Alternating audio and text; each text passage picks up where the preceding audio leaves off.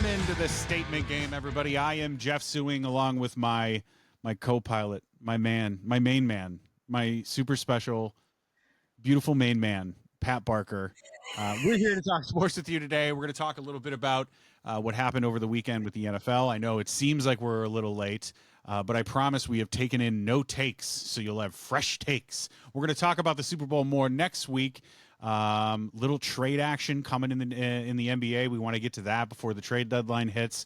And then we're going to have a little fun at the end of the pod. The Royal Rumble is coming up on this Saturday. And so we're going to do a little Royal Rumble of our own and crown the greatest sports moment of 2024. But before we get into all of that, I want to introduce you to my guy. I'm so glad to be doing this podcast. And we're back again. This is number 2. This actually means this is going to happen going forward. Number 1 is easy. You can do the first podcast easy. Getting number 2 out, number 3, number 4. That's how you know you have a product, folks.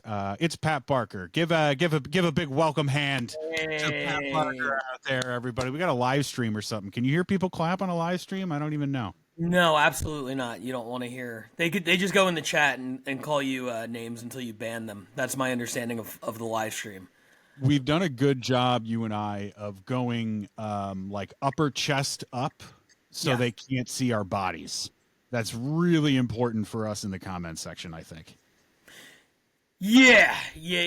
Although I've been hitting the gym hard. So here's one thing that I've noticed though, and you know, I know we're here to talk sports, but I'm probably down. I set a goal. Did I tell you about my goal? No, there's a new goal. There's got to be a goal. If there's no goal, then I lose interest very quickly. Sure. But I weighed in at like a routine checkup or something back in like October at 241 pounds. Okay. Which is not good, but it's certainly been worse. But I was like, you know what? Let's try to improve on that number. And I said, you know what, man? I'm about to be 42 years old. I'm 241. What if my goal was to lose 42 pounds by my 42nd birthday and get below 200? So that has been my goal. I have not weighed in since. My birthday isn't until April, so I've got time. I'm just going to weigh in on the day of my birthday and see if I hit it. I'm down a couple clothing sizes. I feel good. You know, so all of the health indicators are good, but the scale can be fickle. You know, it could be tough. And this is coming from somebody who's weighed as much as 323 and as little as 179 as an adult, and usually somewhere in the middle. So if I end up feeling good on my birthday, I won't let the scale ruin my day. But boy, it would be nice to hit that. So, okay, I have some questions here. You're feeling good recently. Do you mean physically, or like you look at yourself and you're feeling good about what you're seeing? Oh, both. Okay, now I want to ask this because this came up last pod, and we had some traction in the YouTube comment sections. You're a hat guy now. Yes. Do you think the hat guy thing has changed things for you on how you see yourself? 100%. The pairing of being less gross and fat, and covering up my head where it's a war zone up there. Those two things together, yeah, I'm feeling good. I'm like, you're wearing clothes that fit and kind of match, and like this is what you should have been doing, you know, your whole life. So yeah. And the nice thing about I feel like what you're going to do is you're going to treat hats like sneakers, right? You're going to get yeah, I'm 42, but I'm wearing, you know, hats that the 20-year-olds are wearing, hats that the kids are wearing these days. Is it like what I'm looking at your head right now? Yeah. That's a nice Sixers cap, but it very much looks like a young people's Six. You are projecting that you're the youth right now. I've got a nice mixture. Okay. I've got some dad hats. I've got some cool hats that I have no business wearing. Okay. And I get very self-conscious, especially if it, you know, if everything matches and I look like I'm trying to be young and hip. That is what I'm trying to do, but I don't want people to know that. I've got to ask about the variety of hats we're talking about. Like, are you going to eventually come on this thing and you got like one of those like taxi cab driver hats?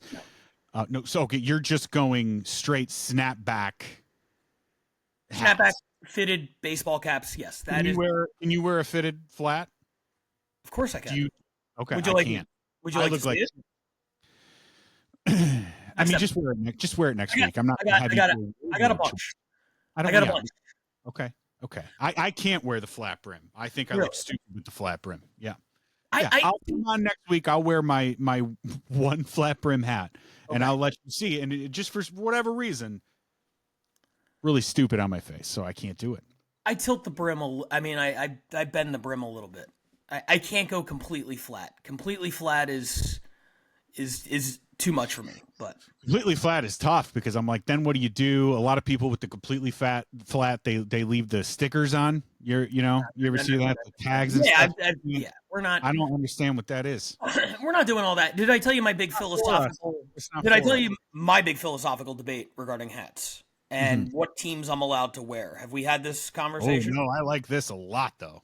I feel like it fits with the pod. So my thing is obviously from Philadelphia, diehard Philadelphia fan. I will always root for the Philadelphia team in every single circumstance. That is who I am. That is what I do. However, also a big sports guy. So I have partial season tickets to the Dodgers. I like to go watch baseball, right? And if the Phillies are not playing the Dodgers, I'll root for the Dodgers. I don't care.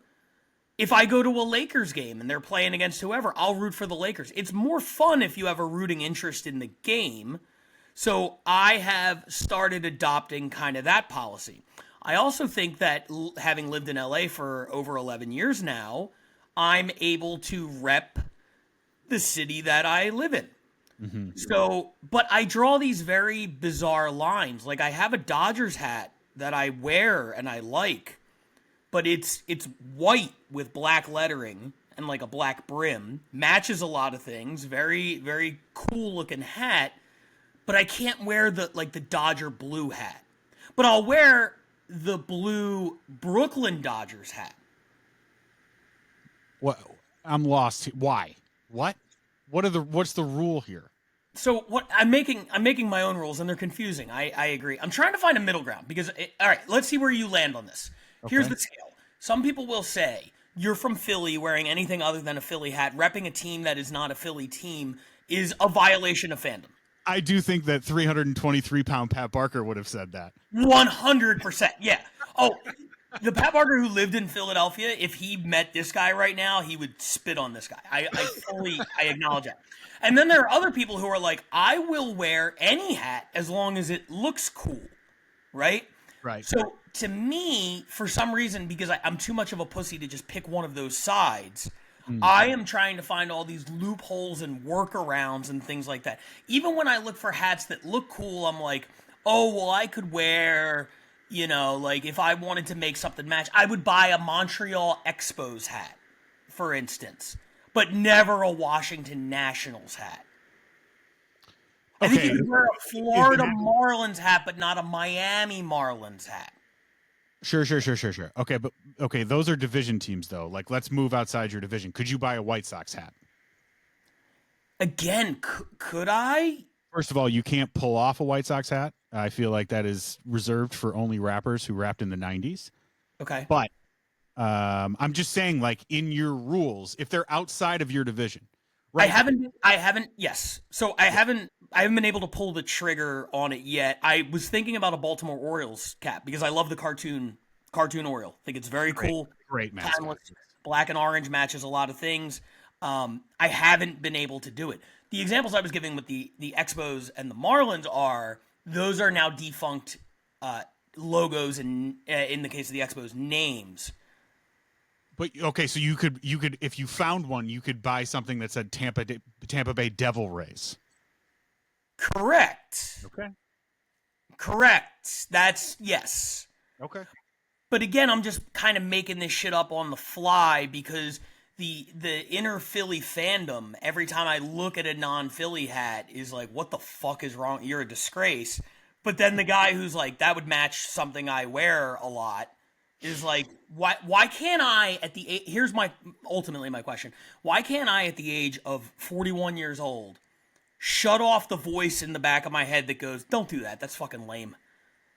That's a really tough question, because what I was going to say is, because right now, how I see what you're doing right now is I see it as a stifling of your creativity, which is tough for you because you're a creative person.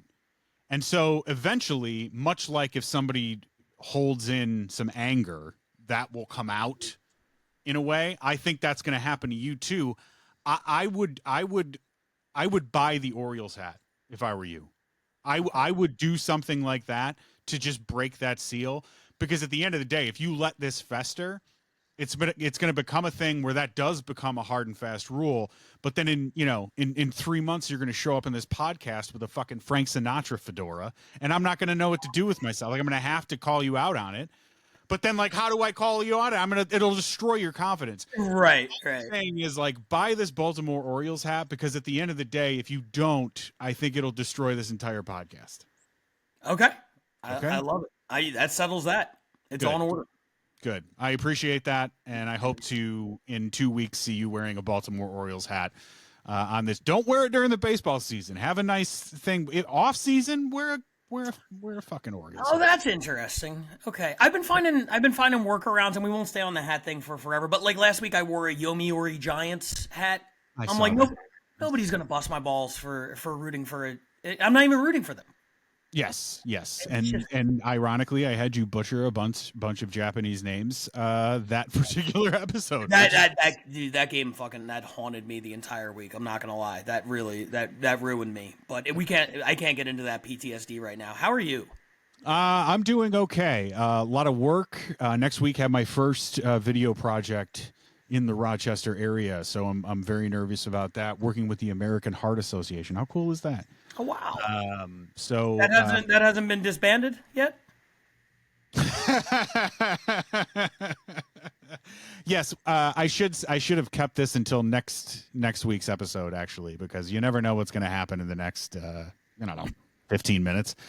Yeah, I got that coming up next week, and I'm taking a trip out to California. It's been a while since we've been back out.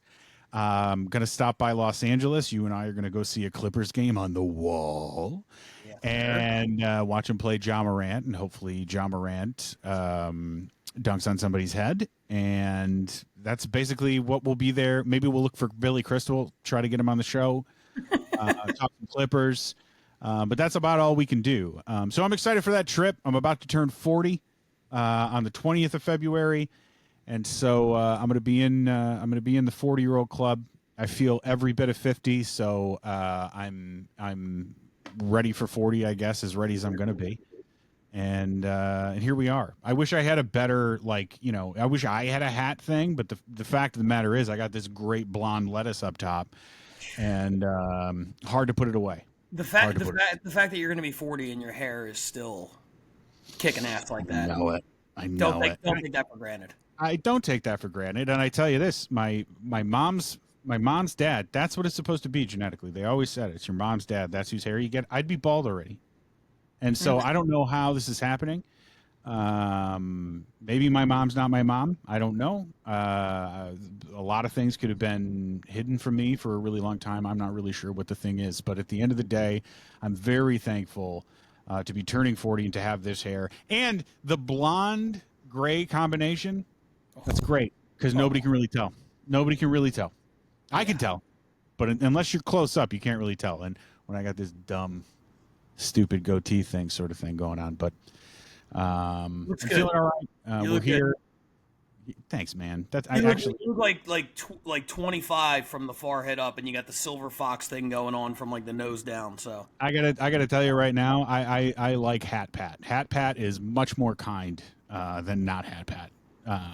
Not Hat Pat. The Pat in the hat is the best. Okay. Dr. Seuss over here. Hey, I just named the episode. What do you want me to do? A couple quick things for you guys out there. We will be back to our regularly scheduled program. We'll be going on Mondays from here on out. We'll try to let you know as best we can when we're not going to be doing that. But we're going to pop these out weekly. We're feeling it. We're feeling good. And so look for us on YouTube. We're up on Spotify now. We're up on Apple Podcasts now. You know the rate, review, subscribe. Please leave comments. Tell us we look like shit. I don't really care. But I just wanted to get that all out of the way, and so we can clear the way and talk some sports. You ready? Yeah, let's do it. All right, let's start. We got only a couple quick hitters here, and the big things we have to talk about are the NFL games that we saw this past weekend. And the first one I want to start with was the first one that we saw, the Eagles-Commanders game. I'm going to be honest with you, and this is how you know this is a very truthful sports podcast. If we would have came on the airwaves before this match, or we would have made predictions on the first podcast, I would have taken the Commanders. Because I have a very simple rule in the NFL playoffs. Which quarterback is better and which coach is better. And I'm going to be honest, I would have said, I think the advantage is with the Commanders in both of those categories, so I would have picked the Commanders to win that game. I was super wrong. And maybe I'm super down on Nick Sirianni, but I look at that guy and I think that's an idiot. And I don't think he's good at this job, but here he is. He's in the Super Bowl, his second Super Bowl. We get to see him cry during the national anthem again. The Eagles take down the Commanders in convincing fashion. What was it, 7 rushing touchdowns? Yeah, 7. Oh, my God. You, as an Eagles fan, yeah, you must be, and while we've done this pod and back when we were doing Jeff and Pat, or Pat and Jeff, excuse me, I don't want to get the name wrong. Back when we were doing Pat and Jeff, your Eagles fandom grew, right? Yeah, It started as basically nothing, and then it developed into, you got back into being an Eagles fan. And here we are today. You're seeing another Super Bowl. I feel like you've kind of reached where the peak is. You say go Birds and shit now on your Instagram. How's it feeling for you to be back in the Super Bowl? I mean, it feels great. Full disclosure for the entirety of this conversation about both games is I saw very limited amounts. I was in London over the weekend for the Roast Battle League championship. And, you know, being a Philadelphia fan for my entire life, and like you said, my Eagles fandom has waned a little bit, but I've seen enough losing across the other sports to kind of get the gist of it, right? Sure. So when you're planning an event like the World Championship, you're not really thinking about, like, will this interfere with an important Philadelphia game? Because you just assume there won't be an important Philadelphia game.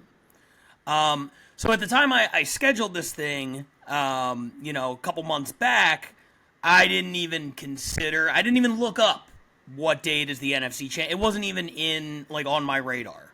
And of course, it ends up being the same, day as the game. And you're like, oh, well, it was a day game. So you watch the game before the show. No. Time zones, baby. It aired at 8 o'clock p.m. London time. And, of course, right, our show was at 7:30. Yeah. Mm-hmm. So I was able to very briefly sneak a peek at the score a couple times during the show. I was judging very important battles. People flew from all over the world, and I'm like, wait, what did he say? I was too busy refreshing ESPN. But it was a great show, and then afterwards we found an Irish pub that was showing the game around the corner, and there were a lot of celebratory shots going around, and by the time we settled in, the Eagles were way ahead, so it was totally just a party kind of like atmosphere, so I enjoyed it very, very much, but it was never really in doubt from the time that I started watching it, and I don't have a ton of really great insight about the game. I'm thrilled. When the Eagles are going like that, they look absolutely unstoppable. I saw the highlights after. I mean, Barkley's first 2 touches being what they were. It's just, you're setting a tone there. I'm so happy, not only as an Eagles fan, but as a fan of football, that this, dead position, that everybody was like, oh yeah, no, we're not spending any money on running backs, where the shelf life is 4 years. And you look at a guy like Saquon Barkley, and as good as he is, a year ago, I would have said he might be washed. I don't know. Like, Yeah. honestly, given the shelf life of running backs, I had no idea. So to see him come out and do what he's done, and it's just such an entertaining part of the game that I feel like football had gotten away from in recent years with all the emphasis on the passing game and protecting quarterbacks and all that kind of stuff. So it's just cool to see. The sequence with the tush push and them going offsides, like 4 times in a row, and then the refs threatening, like, we'll just give them a touchdown, was wild. Because I was like probably 3 shots in at that point, and that's when you start to question, like, is this a real thing or am I just super fucked up? But overall, very entertaining, and that Eagles team can win a Super Bowl. The week before, I was like, they got to clean it up a little bit, but that Eagles team, that's a potential Super Bowl champion right there. We'll get into the actual Super Bowl matchup a lot next week. I think that's the kind of the proper time to do it, while kind of giving these Final Four their shine now and the actual games that happened their shine now. But yeah, I will say this, just to, maybe this is a little prelude to what I'll be talking about a little bit next week. I love that we have. I don't love this matchup because we've seen it, right? And it's just like, as a fan, like, you want something different, and it is what it is.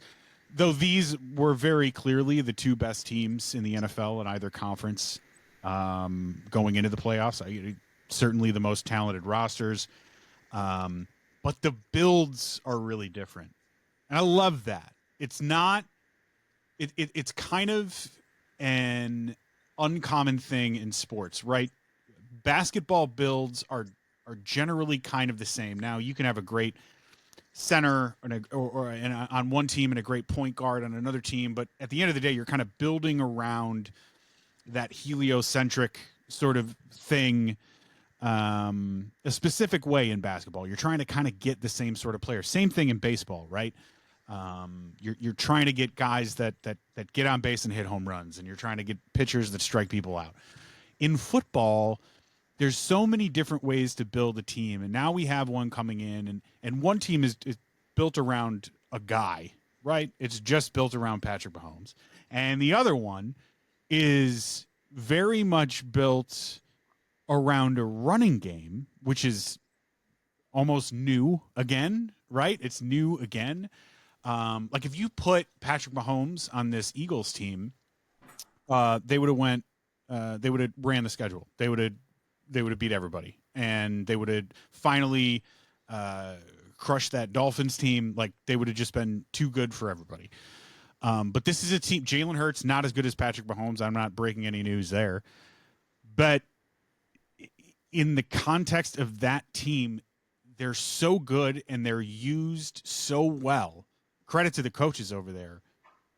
And so unique that it's hard. It's really hard to game plan for a team like the Eagles when all you've been seeing is McVay and Shanahan offenses from everybody else, copycat league. And I do wish more teams would look at, like, oh, let me do something different in the build to get there. And credit to Howie Roseman, who might be the best executive in sports, for building something truly unique that, as you said, can absolutely win this Super Bowl. Let's move on, though, okay? Let's get to the other side of things. So in the AFC, we had the Chiefs and the Bills. This is the matchup that everybody wanted. In fact, every year, everybody's going to want this matchup, right? Everybody's going to want to see Josh Allen and Patrick Mahomes go at it. This was a highly anticipated battle, another game that didn't disappoint score-wise. And it was a close game down to the end. Patrick Mahomes makes the little dump-off pass to Samaje Perine to seal it at the end of the game. This one happened a little later, so I'm not sure if you got to watch this one a little fuller. You didn't. Okay, that's totally fine. Well, here's the recap. Patrick Mahomes and Josh Allen are very good at football. I'm not sure if you knew that. But we have the Chiefs go over top of the Bills again. Last week I asked you, hey, Lamar Jackson ever going to go to a Super Bowl? And you said, is he going to be Patrick Mahomes' backup? Sort of starting to get the same feeling for old Josh Allen. Yeah. It's by the time this game happened, I believe this was 3 a.m. London time. And I want to fill you in on what the game plan was and what it ended up being. Yeah. I made the mistake of, and by the way, if you're ever going to travel across the world, don't do it for a weekend. We had to do it for a weekend just due to budget constraints. We were flying battlers out. It was an expensive ordeal. But I booked my return flight for 11:15 a.m. the morning after the battles, the show. Yeah. And whenever I book a flight, I just make the mistake of thinking like, oh, my flight's at 11:15. I'll leave the hotel at 11:14. Like, what's the big deal? No, you got to get there early. You got to go through, security and everything. Turns out Heathrow is pretty far from like city center where we were. Long story short, I get told by London people, they're like, you have to be out of here by 6:30 a.m. Oh my God. to get to the airport on time. So then you start going, I'm just going to stay up all night. Right? I'll stay up, I'll watch the 2 football games. As soon as Bills Chiefs ends, I'll hop on the tube and no problem. Well, what happens is, you have a really successful night and there's a lot of fans there who are like, let me get you a shot. And you start. By 3:00, I could not see straight. I was long gone. And we had, furthermore, the bars aren't open 24 hours a day, and it's really hard to find a place showing American football at 3:00 in the morning. Right. So we kind of migrated back to the hotel. We were down in the lobby. They hated us so much, and deservedly so, understandably. I get it. Apologies to them. But my plan was to stay up all night. At 3:00, roughly, I just hit a wall. And apparently in the middle of hanging out with everybody, I just got up and left and didn't say goodbye to anybody and went to my room and crashed and did not set an alarm, did not take out my contacts, fell asleep, all my clothes on, just like this. And fortunately, one of the other comics was like pounding on my door at 6:15. And he was like, we got to go back to America. Get up. Saved my life because otherwise I might still be sleeping. So no, I did not see any of the game. I saw a few of the highlights after. Of course, I'm aware of everybody, the various ref controversies that will always be there during a Chiefs game. But beyond that, I did not see anything. Wow, an Irish goodbye in London. That's great. Sounds like a movie that Seth Rogen stars in or some shit like that. To give you a little insight on this game, I watched this one front to back. I'm here in upstate New York. This is a place lives and dies with the Buffalo Bills, right? They are super into the Buffalo Bills. It's not unlike when I was in Cleveland with those folks at the Browns, only these folks have like legitimate and real and substantiated hope. Like there's real reason to believe that team should be good. And so, the whole city walking around in Bills Zubas and Josh Allen jerseys and DeMar Hamlin jerseys.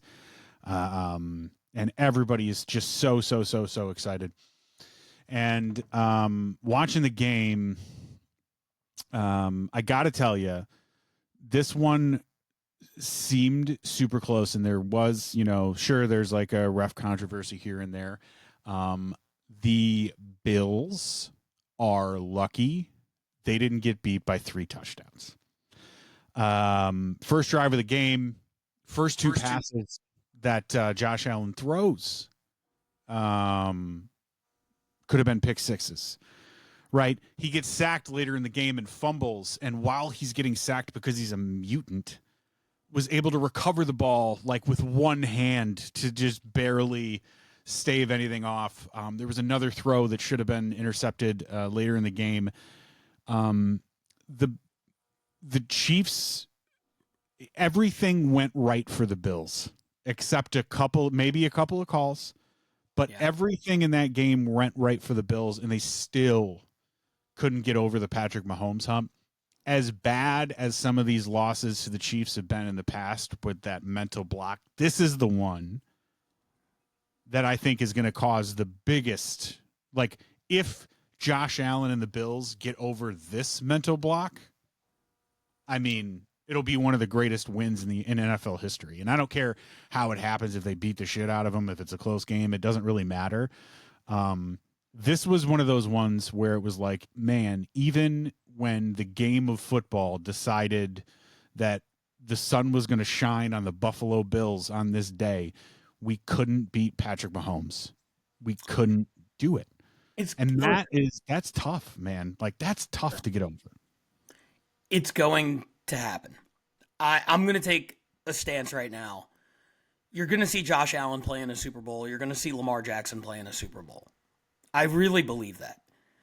And I believe that because we just came out of the Tom Brady era where he was more prolific in reaching and winning Super Bowls than any other quarterback in the history of the game by a large margin. He went to 11 and he won 7. Those numbers are astronomical, and I know everybody wants to say who's the next so-and-so, and they're already projecting Mahomes to put up those numbers. I don't think he's going to put up those numbers. 11-7 is wild.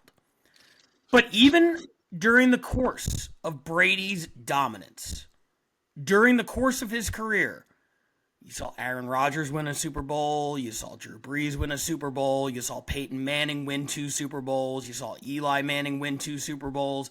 The vast majority of the great quarterbacks during Brady's tenure found a way to get it done, because there will come a year where Patrick Mahomes gets injured or they just have a bad game, and then somebody has to make the Super Bowl. If we're taking the pinnacle of quarterbacks ever in Tom Brady and saying during his career, look at all the other guys who managed to get in there and win one. Not even get to one, win one.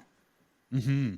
So I'm lowering the bar. If the bar is just getting to one, these guys will get to one, because Mahomes will not get to all of them. Boy, I hope you're right.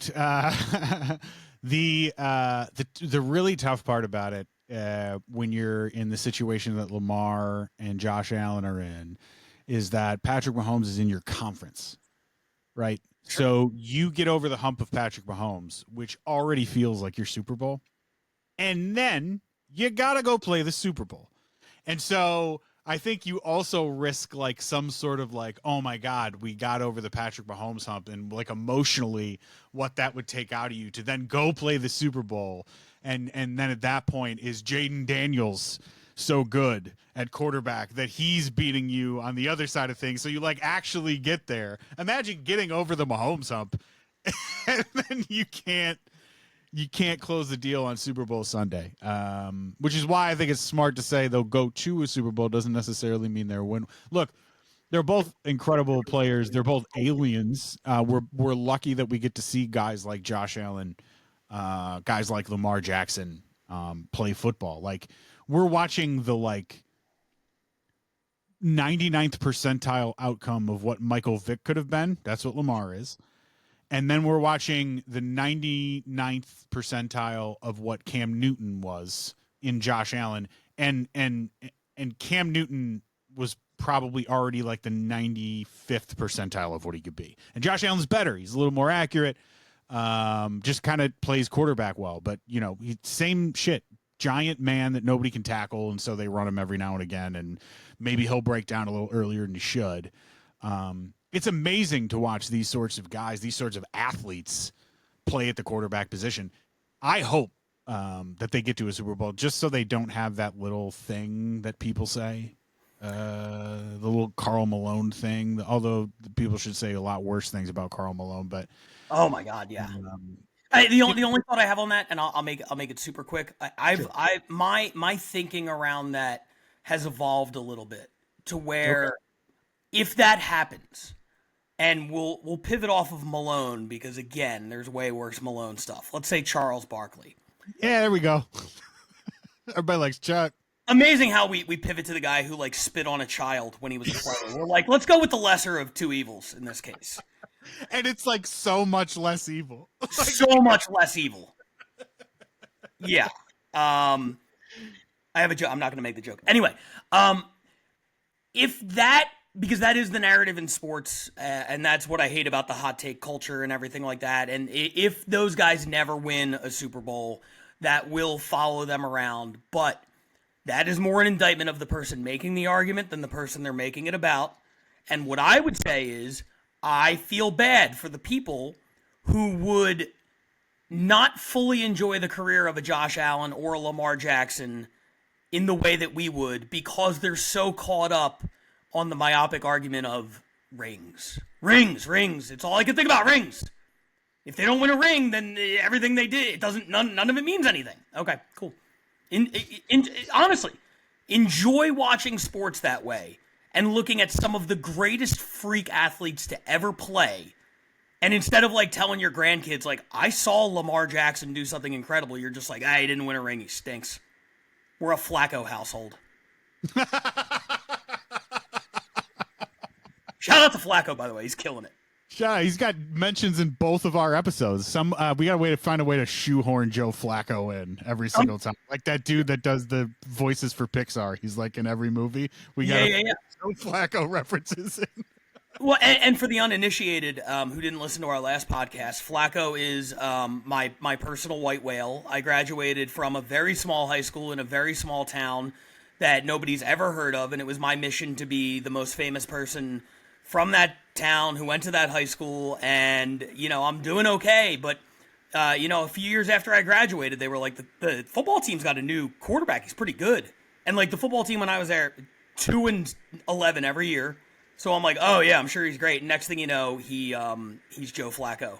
So I'm playing catch up, and I'm way behind. So I will mention him every episode. Yes. Hey man, you're traveling the world. You're in London. You're doing your different things in the roast battle game. I don't know. I think you got as good a shot as anybody from your high school to catch Joe Flacco. We're all playing for second place, Jeff. That's fine. All right, finally to close it out, look, we talked about the winners, the good teams, and this is also a time in the NFL where there is hope for the teams that aren't good, the organizations that are crap, that don't do anything. Bunch of head coaches got fired, like they always do, and it's a lot of the same offenders firing head coaches and bringing new head coaches in. I thought we'd just give some quick thoughts, or maybe do some things on some stuff that stands out. I know I have to talk about one in particular, and I will tentatively and very carefully, but I'll do it. So we had a bunch of hires. The Bears hire Ben Johnson. The Raiders hire 73-year-old Pete Carroll. The New England Patriots bring back Mike Vrabel. The Jacksonville Jaguars hire Liam Cohen. Duval. I nailed that. If you don't know what I just did, I nailed it. Okay? If you don't know, get on YouTube and search some things out, but just know that I absolutely nailed what I just did right there. The Jets hire Aaron Glenn, and the Cowboys hire Brian Schottenheimer. The Saints job, the only job still open, the last one standing. A lot of stuff that we're getting out of, or the Saints, a lot of thing we're getting out of the Saints job right now is who doesn't want to take the Saints job. There was a thing where Bill's offensive coordinator Joe Brady pulls himself out of the mix for the Saints job, and then he loses the game, and then Cliff Kingsbury pulls himself out of the Saints job. It is just people announcing they don't want to coach the Saints. So I don't know what the hell is going to go on there. I know what has happened already. Any of the things I just talked about, things that you want to discuss, and things that sound interesting to you. Yeah, I'm going to hit a couple of them real quick. Number one, I respect the people who are pulling out of the Saints job. I really think, and I'm going to tie this into Liam Cohen, I really think that everybody's rush to be a head coach and leave a good situation in favor of a situation that is almost certainly going to suck. It's going to pay more, and if it goes well, yeah, you could become one of the great coaches, and you could be a Hall of Fame. I get all that. But this idea where you are in a cushy coordinator position and you're just looking to become a head coach, and that's all you want to do, and the situation around that coaching job is almost irrelevant. Almost irrelevant. It reminds me of, if you've ever met somebody who's afraid of being alone, and they're I have to be married by the age of whatever. And it's well, what are you looking for in a partner? Are you dating anybody? Do you have somebody who meets your criteria? And it's I don't have criteria. I just need to be married. And it's but what if the person sucks? And it's I don't care. I've never understood those people. And a lot of times coaching jobs feel like that. Yeah. You're willing to leave a good organization with structure, which, by the way, I'm not saying you have to do it forever. Hang on and continue in that role for a few more years. You'll get better job offers. Yeah. Liam Cohen was the OC for what, a year? 1 year. In Tampa? Mm-hmm.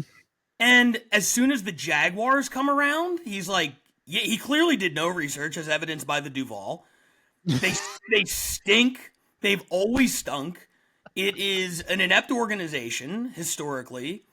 And now you're going to go in, and what's going to happen is you're going to struggle. You're going to get no leash, because this is how they do head coaches and quarterbacks. You're going to be fired within 2 years, and then you're going to be known as the guy who said the weird thing in the press conference, and we can't hire him again because he only won 9 games in 2 years, and he's a fucking weirdo. And now you're fucked. Stay. I'll never understand that. So to me, that hire jumped out where it's like, dude, what are you doing? Stay in Tampa for a couple more years, prove yourself, get a better job offer. That's just my take, because the NFL is a rotating carousel when it comes to head coach hires. The flip side of that is the Dallas Cowboys, who hold on to everybody for way too long. The quarterback, I feel like every quarterback and coach they have, there is a solid 4-year run up, the length between 2 Olympic 100%. games. He is not paying a coach to not coach. He is not going to fire a coach. It's absolutely unbelievable. And I can see it happening again with Brian Schottenheimer.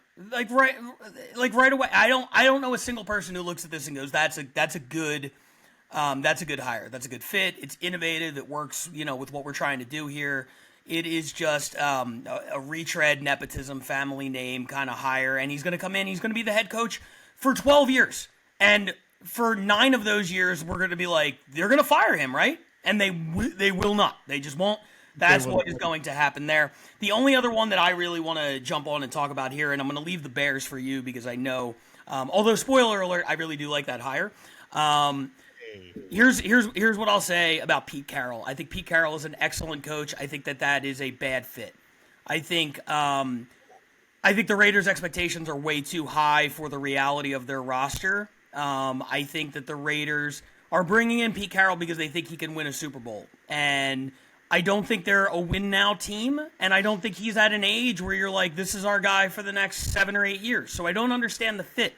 Unless they binge Ted Lasso and they're like, we could take a shitty team and just get a really positive, fun guy in here and we'll turn this whole fucking thing around. That's the only logic I can come up with. Otherwise, I think they should really be looking at somebody, maybe a little bit younger who's going to be around for more of the long haul. Although Pete Carroll could coach till he's 100. He's got a young spirit. I don't know. Those are my thoughts. Yeah, people always say that about Pete Carroll. I actually disagree with you on that one. And there's like a little thing that happened with the Pete Carroll hire that I think should be a little bit more of a trend, and this is something that I wish would have happened in Jacksonville, for instance. Hiring Pete Carroll for the Raiders. Maybe he only lasts like 3 years, coaches till he's 76, 77 years old. I think he's got a 3-year deal with the option on the 4th year from the team. So maybe he only coaches 3 years. At the end of those 3 years, I would bet money that Pete Carroll will have established a better organization, right? They're not going to win a Super Bowl while Pete Carroll's there. They're not. He's too old. There's no quarterback to speak of. There's nothing there right now for them to win a Super Bowl. But that building will be left better because Pete Carroll was in it. And I think that's something that the Raiders have needed for a really, really long time. Like, they were trying to do that with Gruden. And the problem is that Gruden is a pud. He's not a good person. Pete Carroll, good guy. Like, all the players are going to love him. All the players are going to remember playing for Pete Carroll. That's how people talk about him as a leader, is that people are going to remember playing for Pete Carroll. And I think a steady hand for a few years is the thing that some of these organizations really needed. Like, you talk about the Jacksonville job. My God, we're not going to fire our GM. And then a guy like Ben Johnson says, okay, well, then I'm not even going to talk to you. And then then Liam Cohen comes in. Liam Cohen's going to take the job, and he goes, just kidding. I'm going to go back to Tampa Bay and be the highest paid offensive coordinator. And then the Jags are like, fine, we'll fire the GM. And then they fire the GM, and then they bring in Liam Cohen. And now there's no general manager. So whoever they bring in didn't even hire Liam Cohen. Right. Remember the word ineptly run organization. Yeah, and that's what I mean. Like, so, like, I look at the hire with, like, Pete Carroll, and I'm like, that makes sense to me, and he'll get his run. Whatever he wants his run to be, he's earned that he's going to have a nice run being the head coach. Whether it's 3 years, 5 years, whatever it is, he'll get to the end of when he says, I don't want to coach anymore. Right? That'll happen. The Jags, like you said, they're going to be looking for a new coach in 2 years because the GM didn't even pick the guy. So the GM's going to come in, look at 2 years. These players are not going to play for a guy that embarrassed himself like that at the press conference. They're already not excited. I guarantee you they're already not excited. I already get Matthew Stafford vibes from Trevor Lawrence's career. I'm like, you're going to be the guy who everybody's like, oh man, that guy, he's like pretty good, but never really had any sort of good coaching and never had a good team around him. So he's like really talented, but he can't really. And then he gets with Sean McVay and wins the Super Bowl immediately. In fact, that's probably what the Rams are going to do when Matthew Stafford is done playing. They're just going to be like, okay, we're going to trade for Trevor Lawrence now, and we're going to win like 3 straight Super Bowls or something like that. I like what the Jets did. I hate the Jets. The Jets don't make any sense to me. Hiring Aaron Glenn, you're trying to kind of capture that same thing with Pete Carroll, where it's like, let's get somebody in here that is going to write this fucking shit show. Now, here's the thing. Aaron Glenn's first big decision is with Aaron Rodgers. And if Aaron Glenn keeps Aaron Rodgers, I will have a lot less faith in what Aaron Glenn is going to be. That 1 year, I think, can destroy the whole thing. All I'll say about this is you use the phrase that's his first big decision. It's not his first difficult decision. It is. This is an easy decision. I can't believe I'm just assuming that everybody is saving face publicly by being like, yeah, we got to look at all our things. There's no way they're seriously thinking about bringing him back, is there? Man, I hope not. I hope not. And I don't know, like, who should even take that. Shit, maybe Aaron Rodgers wants to go play for Pete Carroll. I would rather that situation, because I know Pete Carroll is like a good enough head coach to like withstand that. I'm not putting my first time head coach into a situation where he has to coach Aaron Rodgers. It'd be pretty funny if that forced Davante Adams to go back to the Raiders. Just like, Jesus Christ. By the way, if you're Aaron Rodgers, you got your 500th touchdown, you've got a Super Bowl, you've had a great career. Just retire, go be the head of the CDC. You don't need to play quarterback anymore. I know it. There's so much out there for you. The whole world is telling you, go be an important weirdo. And he won't just go be an important weirdo. This is a golden age for important weirdos. Oh my God. We're killing it right now. Important weirdos are on top of the world. And so I'm not sure why he doesn't want to be a senator or whatever, but this football thing has got to end. Now, I have to get to it, right? The Bears hired Ben Johnson. I'm going to start with this. I don't think anybody cannot like the hire. Okay? The Bears went out and they got the guy that was the hot name for at least 2 straight cycles, maybe 3 straight cycles. People have wanted Ben Johnson to be their head coach for a really long time. Now, there's all the caveats. Can he stand in front of the room and be a head coach? Can he coach a whole football team? Can he do all those things? All I know is anytime you hire anybody who's a first-time head coach, it's a risk. It's a lot less of a risk when the guy you hire to be a head coach has run the number 1 offense, not for 1 year, for 3 straight. 3 straight. And I know, oh my God, the talent gap between the Detroit offensive line and the Bears offensive line. I know. Oh my God, Jared Goff, a veteran quarterback. Caleb Williams, will be going into year 2. It's a complex offense. I know. But the fact of the matter is, this guy had Jared Goff looking like an MVP candidate. This guy turned Amon-Ra St. Brown into one of the best wide receivers in football. Tandem backfield of David Montgomery and Jahmyr Gibbs, both of those guys going over 1,000 yards this year. He's got tight ends catching touchdown, or he's got offensive tackles catching touchdown passes and running stupid trick plays, one of which bit him in the ass in the playoffs there. But look, that's still a game. People are talking about that game, and it's like, well, they scored 31 points and had over 500 yards of total offense. I don't even remember if I've ever seen the Bears score 31 points and have 500 total yards of offense. Anytime I see the Bears score 31 points, it's because, Brian Urlacher and Lance Briggs and Charles Tillman returned interceptions for touchdowns or something like that. It's not a normal thing in Chicago. So I can't not like the hire. Am I worried? Yes. But I would have been worried about anybody that they hired. Of course. Because it's the Bears. At the end of the day, it's still the Bears. And I'll tell you this, I'll enjoy next year. Like, they could go 12-5 next year, and I'll really, really enjoy that. And I'll enjoy it for what it is, which is that one season. But I also remember that I watched Matt Nagy go 12-4 in his first season, and then look what happened after that. So I hope that this is a coach that has staying power. I hope that this is a coach that finally can be here for a while and turn the Bears around from being the team that, quite frankly, should be mentioned in the same way that the Browns and the Raiders and the Jets are mentioned.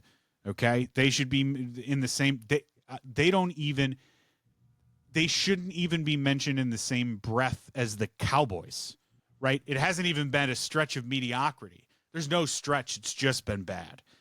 And so I'm hopeful that there is some consistency coming to Chicago, but my God, do I need to see it before I take my pants off. And listen, if it wasn't for the Super Bowl shuffle and the skit on SNL, you guys would be talked about with the Browns. That's literally the only deciding factor. Those two things. 100%. Other than that, a 40-year-old comedy sketch is the only thing saving you guys from complete irrelevance. Yeah, I feel confident in saying this. I will not predict any wins or losses or successes in terms of victories or Super Bowls. I think the Bears are going to have their first ever 4,000 passing yard quarterback. Wow, do you think at some point they're going to have their first ever 30 touchdown quarterback too? Let's not get crazy. Okay. Thank you. That's the kind of thing I need. I need you to even me out when I'm about. You saw I started grabbing the edge of the table. Yeah. I'm so excited. That's how you get really depressed Jeff up in this podcast. And while those days are fun, we don't love to have them. I don't love to have them. No, but the comment section is going to start. They're going to want depressed Jeff. If you guys weren't on the last podcast, it's a fun ride. So yeah, depressed Jeff is a blast. I have a feeling that the Cubs might deliver, and I certainly think that the Bulls might deliver. And speaking of delivery, Pat, can I tell you about something? Sure. Did you know that Graham and Fist Wine in a Can will deliver wine straight to your door? You can order online. I did know that. You did know that? That's good. I love that. People out you did you know that? Did you, the Statement Game fan, know that? I don't think you did. All right. You go to grahamandfist.com. You look in, they got a bunch of varieties now, even more. They're adding all the time. I think this year they came out with like a Moscato, and they came out with a Sauv Blanc and a Cab Sauv. They got all sorts of different flavors now. They have the typical red, which is my favorite, the white with bubbles, which is my second favorite, the rosé with bubbles, and they got those 3 new ones. I've heard tell that there may be more in the future as well, but you can get this stuff delivered right to your door. Each can is a glass and a half of wine. It's a perfect serving, right? You overserve yourself. You have one of those cans, you're feeling good already. You have 2 of those cans, you're making a bunch of friends at the bar. You know what I mean? So, ladies and gentlemen, please go to grahamandfist.com. Next time I do this promo, I'm going to tell you right now, because I know they're listening, we're going to have a promo code for you. And you're going to get a percentage off your first order, and you're going to type in Pat and Jeff, and we're going to see if we can get some wine out to our listeners. Maybe in the future we'll do a contest. We'll send you wine out.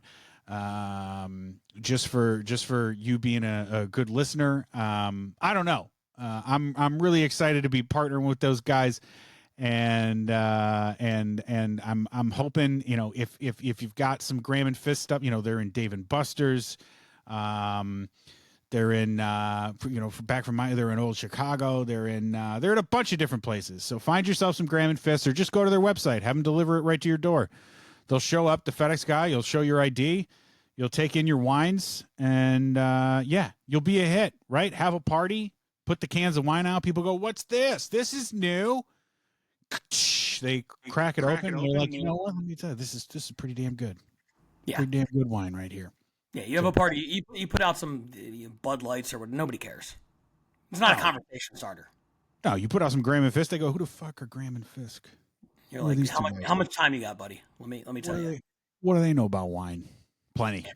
Okay, they know plenty about wine.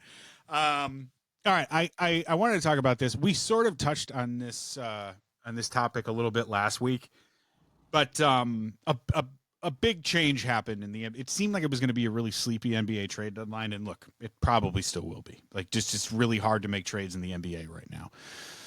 But a big piece of news came down in that the Sacramento Kings are now open to trading De'Aaron Fox, which means De'Aaron Fox's agent said, "Hey, you're open to trading De'Aaron Fox right now."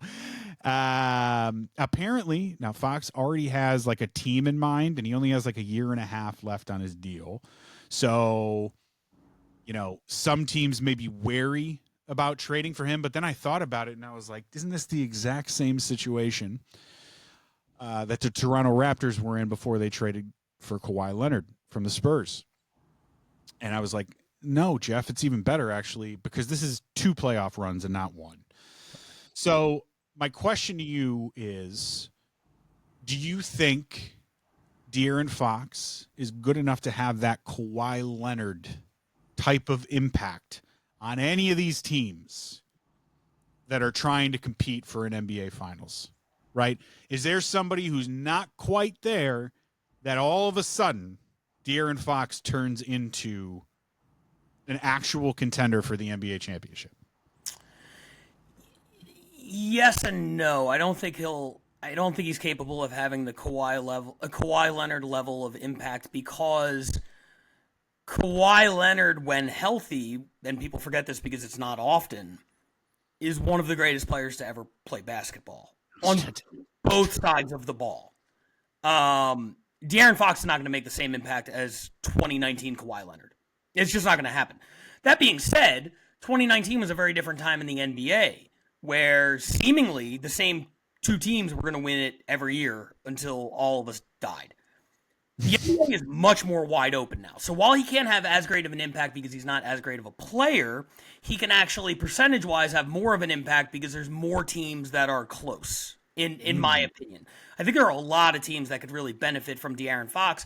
And the beautiful thing is, if you're able to trade for him, and here's another reason that I like it almost more than the Kawhi Leonard thing, is because A, you get the 2 playoff runs, B, his options are going to be very limited in terms of where he can go. And he's controlled this narrative a lot better, I think, than a lot of NBA players. Shout out to his PR team, because you're right. When they say they're shopping him, that means that his agent is like, hey, you better shop him. He's not going to sign here. He's not going to sign here. They asked De'Aaron Fox, do you have a preferred destination? And he said, yes, I do. But at no point did he come out and say, I want to be traded. I'm demanding to be traded. I'm demanding to be traded here. All of the things that get NBA players, hate from the public, he avoided all of that, even though it's essentially what he's doing. Now, from anybody you talk to, that preferred destination is San Antonio. He wants to play with Wembanyama, right? Knowing that he has a preferred destination, knowing that the majority of teams are not going to have the cap space to sign him to a long-term deal, but the San Antonio Spurs are one of the teams that does, what that's going to do is it's going to lower the asking price. It's going to drive down the leverage that the Kings have. They're not going to be able to get as many good offers because not as many teams are going to be willing to go in. So if you are one of those teams that's willing to go in, knowing very, very possibly you're only going to get him for 2 years, you can get him at, relatively speaking, I feel like a bargain basement price because the only team you're really competing with is San Antonio. You're not competing with another 20 to 25 teams. I really feel like that price is going to be, relatively speaking, pretty low for a player as good as De'Aaron Fox. And if I had a team where I thought he would make sense and he could push us over the edge, I would absolutely be. I would trade 2 firsts and some matching salaries and role players for De'Aaron Fox. Absolutely. Yeah, I think it may end up more than that because of the reported favorite destination, right? If he wanted to go, let's say, to Miami, which could be because the world isn't fair, it suppresses the asking price even more. But here's the thing: like if I'm an owner and I'm in position where I look at my roster and I say to myself, over 2 years, if I had a primary ball handler that's great in transition, plays on the defensive end, he's not a great defender, but he plays hard. Not the best outside shooter, but he takes them and makes them at a respectable rate. But he's a blur, so fast, good playmaker. He's a star. He's a star player. If I think that, like, oh man, that's it, I am making the move, and I'm fine doing firsts and whatever for and maybe a young player and role players, whatever it has to be to get De'Aaron Fox. Yes, of course I would do that deal. The issue is, and this is the Spurs being involved is a great thing for the Kings because there's only one team in the entire NBA that can come over the top on the San Antonio Spurs on a trade offer, and that's the Oklahoma City Thunder. And obviously, De'Aaron Fox isn't going to the Oklahoma City Thunder. The great thing would be if there was a star available and both of those teams wanted that star, because then we're talking about a trade offer that's got like 7 first-round picks in it, and it's very fun. But having the Spurs be in there, I think the preferred destination thing, the idea is that you would keep it cheap for the team that you're going to.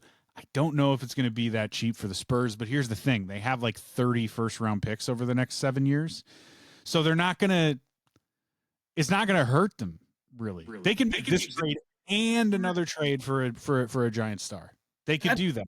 That's fair, and you're not wrong. And with, Popovich being where he's at in his coaching career, they probably don't want to wait another year and a half to get De'Aaron Fox. And all of that is accurate. I have seen it work both ways. If you look at Anthony Davis, his trade value went way up because the Lakers were like, that's our guy and we want him now. Mm-hmm. If you look at Kawhi Leonard, it was a known secret that he wanted to play in Los Angeles. Yep. There was a reason that the Lakers or Clippers didn't really go in the same way that the Raptors did, because they're like, we'll get him next year. It's fine. He's coming here.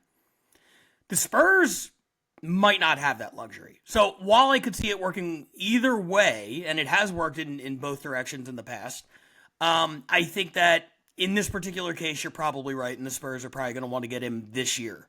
Because, by the way, you put him in this year with this Spurs team, I don't think they're going to win it all, but it's not the craziest thing I've ever heard.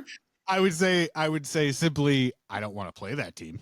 Yes, that's a great way to play that team in the playoffs. Hell no. Mm-mm. No, that's a hell of a tandem. And with all those picks coming up, and additionally, they're still going to have space. They're still going to have a bunch of picks to trade for, the third guy if they want the third guy, and they'll be able to wait out who the third guy is too, right? You can be nice and picky and find exactly who you want. That is the scariest proposition, him going there, I think, for the rest of the league. And I also think it's most likely. Anything else, like as the trade deadline's coming up, the names that are getting tossed around, first of all, feel like retreads from last trade deadline. Anything else that would really feel like any sort of a needle mover for you? Like, I don't want to keep bringing up like Chicago guy. We've known Zach LaVine has been out there for a really long time. He's having a wonderful year. We've known Nikola Vucevic is out there for a really long time. He's having a wonderful year. Apparently the Bulls are open for business. You got a lot of players over there. You've got like Jonas Valanciunas. You've got Jimmy Butler. You've got Cam Johnson from the Nets. There's some interesting pieces, but I'm just wondering if, because of how the NBA works right now, is somebody looking at Cam Johnson, who's a really nice player. He's a really, really nice player, nice stretch four, defends, and all those sorts of things.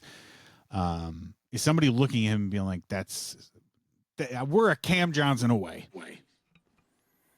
I think if they are, they're foolish. There's a difference between impact players and guys who can make an impact. There's a bunch of guys who can make an impact. But when you talk about like impact player in terms of like this person comes in and significantly alters the trajectory of the season, I won't say the franchise, but the season, I don't know that any of these guys are that. There, like you say, there's pieces, and I know you don't want to touch on the Bulls thing. I mean, I feel like over the course of our last podcast, we had this conversation.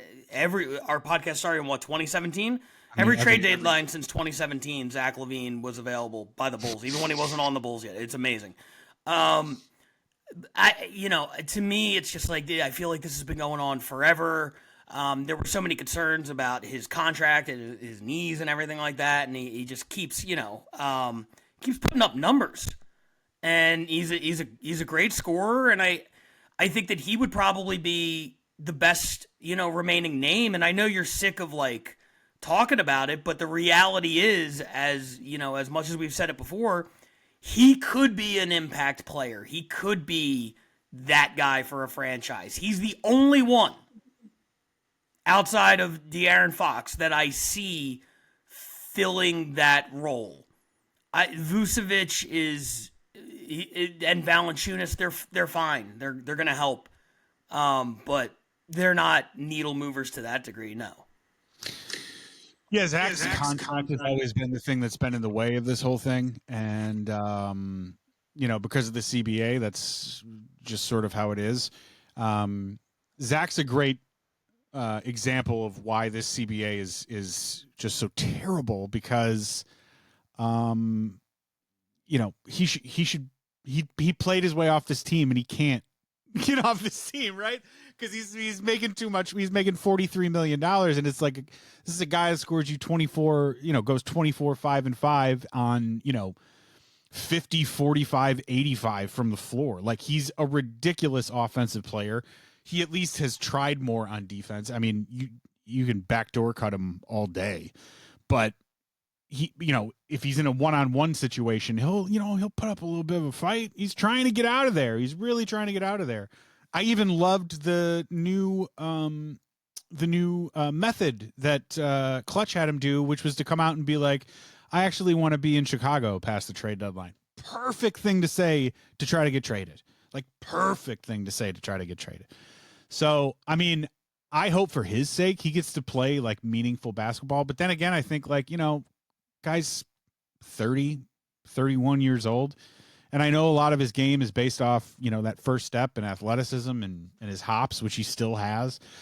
Do I think that's going away in 2 years when his contract is up? No. So I do think Zach is eventually going to be able to play a lot of meaningful basketball. And I think that he's going to make a lot of money being a guy that just plays off stars and buries fucking threes. And sometimes in transition runs out and just hammers a dunk home. Like, he's going to have a nice thing. I don't know if the Bulls are ever going to be able to trade him to get any sort of value, because I'm not trading him if I'm not getting anything, right? If I'm just getting salary filler.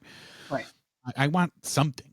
And so if that's not going to happen, I don't know. And considering how low the asking price is, that's another thing with the CBA is like, considering how low the asking price is, like, that guy should be on another team, right? The asking price is like a late first round pick and stuff to get them out of the contract early. Like, he should be able to go play for somebody else for that. You know what I mean? But because of the CBA, he can't really do that. And so we'll see how it ends up. I do think he could have a little bit more of an impact on a team than people make it out. I think people have made too big a deal of like his injury history and all those sorts of things.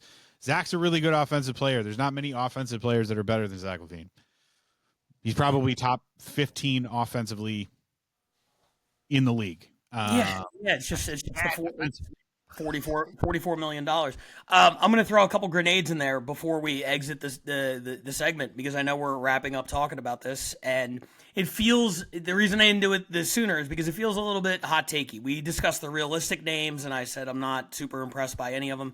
I'm going to give you two names that I don't think will be traded, but I would love it if they were traded. Okay. Trae Young and Kevin Durant. Okay. So if there's only one team in the entire NBA that I would pull a trade for Trae Young, and that is the Orlando Magic, because everybody else on the floor defends. Okay. And if I'm going to have Trae Young, I need everybody else on the floor to defend, or else it doesn't work. And Trae, the thing is, Trae has I feel like Trae, people look at him like a little bit like Steph, and it's like, bro, he's not even in the same fucking zip code as a shooter. There's a lot of better shooters than, he's a 36% 3-point shooter. That's not a guy that's elite at the thing.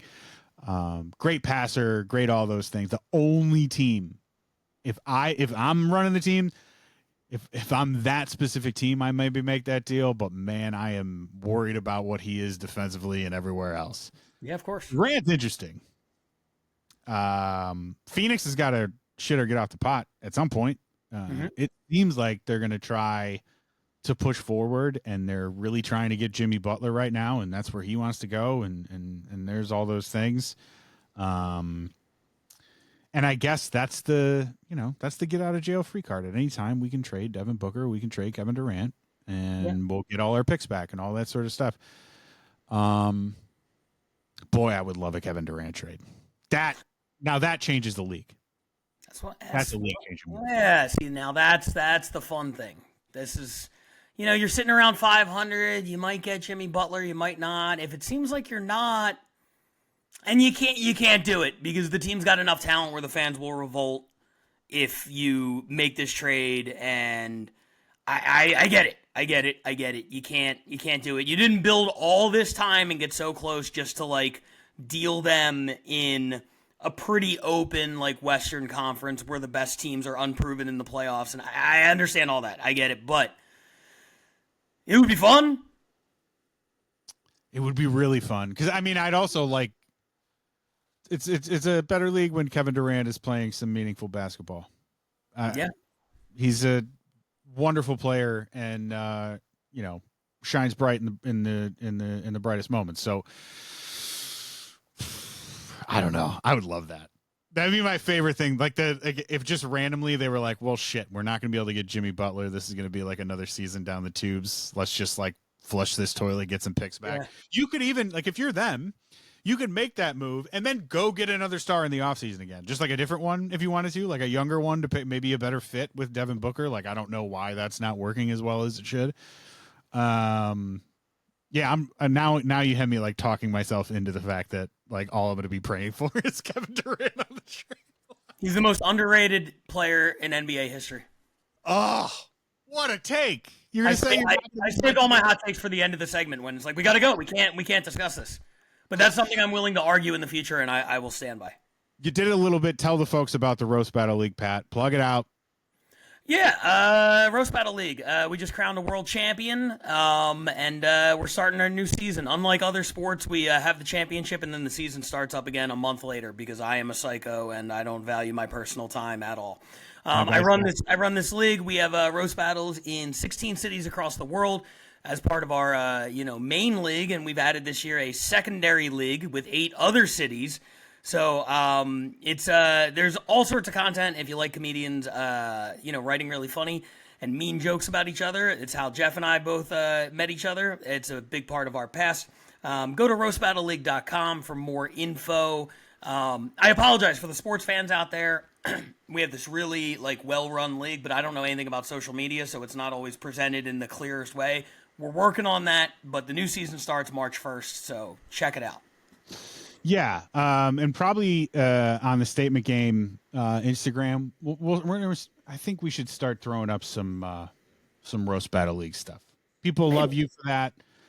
We should have you on there. We should start throwing that stuff up there too, so people can get a look and then hopefully follow the account from there.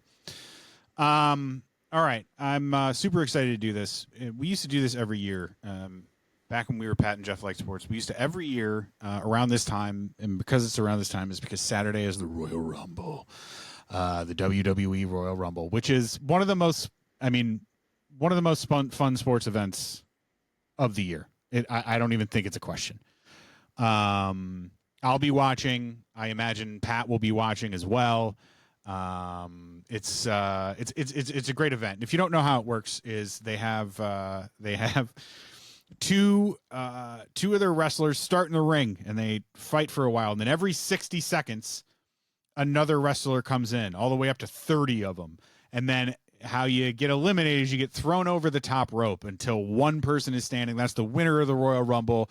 They get to go and challenge the champion at WrestleMania for the big belt. And so that's how the Royal Rumble works. So we used to do that, and we used to pick whoever Pat and Jeff's guy was over that next year. Who's the guy? Joel Embiid was a winner. I believe Shohei Ohtani won. No, wait, Ohtani won. I think Joe Burrow was always in second place. There have been different guys that were going to be the Pat and Jeff guys, but we're going to change it up. We're not going to have a guy. What I want you to do, I thought this was actually a little bit more apt. We're going to go through 2024 sports moments, things that happened in sports, and I want you to throw each one of these out over the top rope now and again, and we're going to come to the best sports moment from 2024. You ready to go? Yes, and real quick, the fun thing about doing it this way as compared to just sitting here and arguing the best one might not win. If you think about it, you draw number 3 in the Royal Rumble, you're in that ring for an hour? That's right. What are the odds that when it all, comes down to the end, you're going to be, on equal footing with the guy who drew number 30? Now, of course, professional wrestling being what it is, I feel like number 1 and number 2 and number 3 win way more than they would in real life. But you might give me my absolute favorite moment of the year at number 2, and by the time we get to 20, it's got to go. It's because it's gassed. That happens. So that definitely does happen, and I will say, we do have a Shawn Michaels level contender entering the Rumble at number 1. You ready to go? Okay, this is the moment that drew number 1 in the sports moment Royal Rumble. Steph Curry's Golden Dagger 3 in the Olympics to beat Paris for the gold. Do you remember that moment? Yeah, I remember him hitting 3 of those. Yeah, it was in about a minute. It was so awesome. And he goes in with I'm sorry to say, but a jobber. The Chiefs going back to back as Super Bowl champions. Oh, that's a big deal. Yeah. So those are the first 2 that start off. We've got 60 seconds on the clock. Actually, you know what? We're going to cut it down. We're going to do 15 seconds on the clock. 15. Perfect. I'm not ready to eliminate either of these. People shit on the Chiefs because they're sick of Taylor Swift and they're sick of the referees, but that doesn't mean that winning back-to-back Super Bowls is not an amazing accomplishment. And, of course, the Steph Curry Dagger 3, that's going to be in this for a little bit. So they're both still in. They're both still in and coming to the ring right now. Oh, my God. That is the UConn men's basketball team. They say, hey, you know what, Chiefs?